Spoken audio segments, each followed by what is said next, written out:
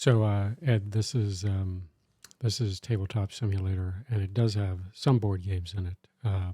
Not as many as Vassal, I wouldn't think, although I see some people porting Vassals over.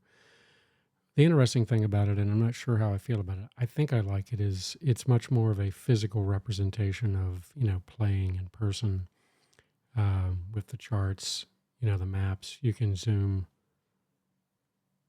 really well, I think much more flexibly around the maps.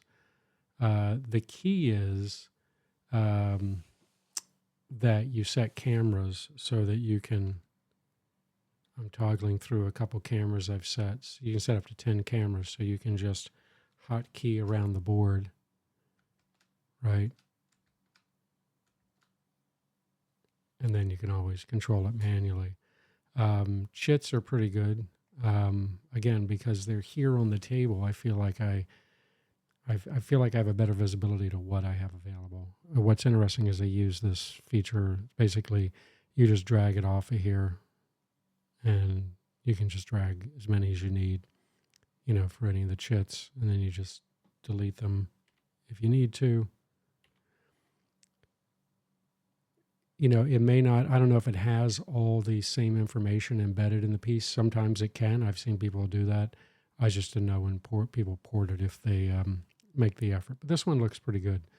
I'm going to show you how easy it is to switch to a different game, and one you'll recognize, Silver Bayonet.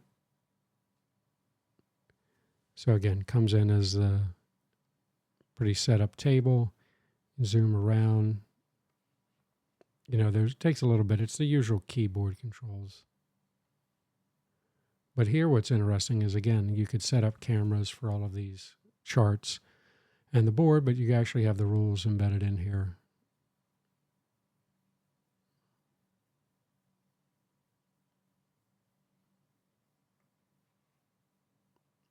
Bring them up there. And then, again, the table's set the way it is, and you just go over here to the chits and pull them off. So I could say an interesting way they get the scenarios to work. You click on this little ammo bag here, and you can drag a scenario out. In this case, it's scenario 1, which we've played, but you can actually search through here for the other scenarios and, drag them out and have them. So actually, I find it pretty useful, but if I go back to games, there's Celis. It's a ton of old Vietnam games, Atlantic Chase. One of the ones I saw that was kind of interesting was, these are some of the miniature games you can see in here. They had, here we go. This, I forget if it's Legion. Yeah. Dien Bien Phu game, which looks pretty cool. Not too heavy, maybe. Not sure. Nice thing is they do a nice job of putting these dice towers in here.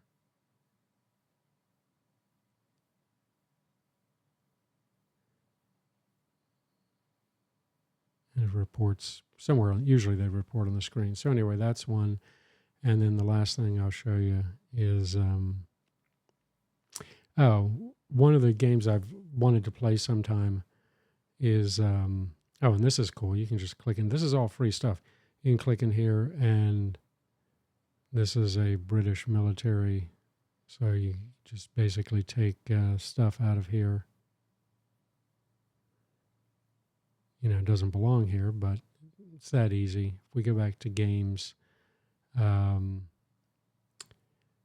was the last one I wanted to pull up here? Oh, yeah, I know what I was saying. They've got Seventh Fleet in here. One of the games I've wanted to play is one of these Next War games, and they're just massive and complicated.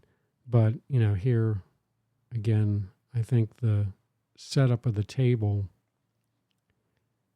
could, maybe aid you. And again, I have cameras set up here. toggle around. So anyway, I just thought I'd show you since you asked about it.